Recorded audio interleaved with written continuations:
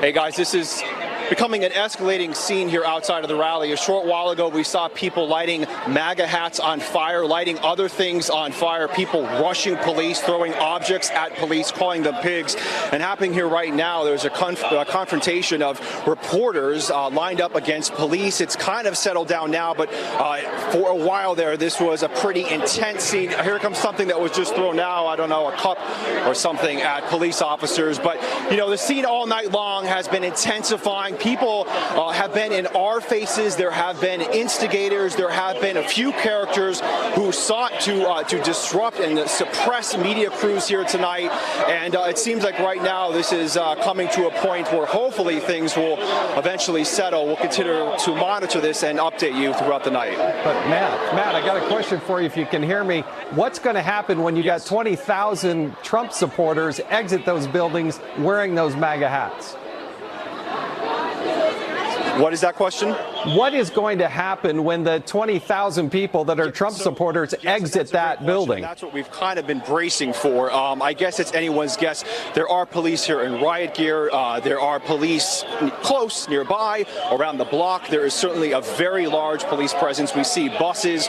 We see all types of vehicles. And there are, I mean, you might be able to see some on camera, but there are some bad actors in this crowd tonight. We have experienced them. They have been vulgar. They have been jumping in front of our cameras, cursing at us, which is typical for any protest. I have personally covered crowds and protests outside of Donald Trump rallies across this country, and tonight I would say is right up there with a crowd that has some of the worst instigators. And you know, we witnessed some type of what might have been tear gas earlier.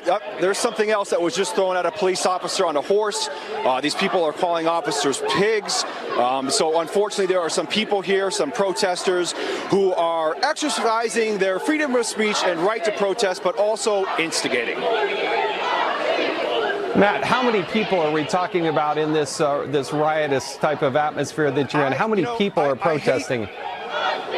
I hate to use numbers on air because then we get criticized for, you know, giving a wrong estimate. But I would say, you know, we see at least hundreds of people here right now. And earlier in the night, there were at least 1,000 protesters here. And that might be a low estimate. So, again, as people are now, the rally is wrapped up. Do you see any of those people in the arena actually coming out and getting close to what we're seeing on camera? So what you're seeing on camera is this line between police and demonstrators, and because the protesters kind of rushed police, they actually rushed in the opposite direction of the arena. These protesters now are facing away from the arena, so I can't tell from my vantage point, but perhaps the President Trump supporters are exiting the arena without running into these people right now. And when they started to come into the arena, were the protesters though allowed to get in close proximity to those people? Or were they separated into a different area? So we've been out here all day, and, you know, as we see with Trump rallies across the country, thousands, and there's another object just thrown at the horse.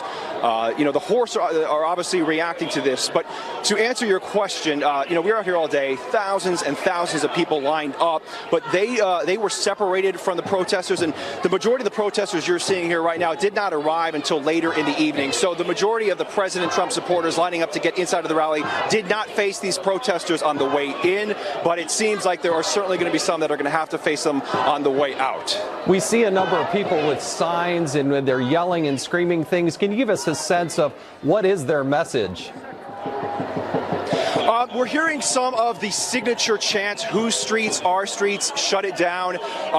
You know, I can't confirm, but our crew and our security identified what are probably members of Antifa.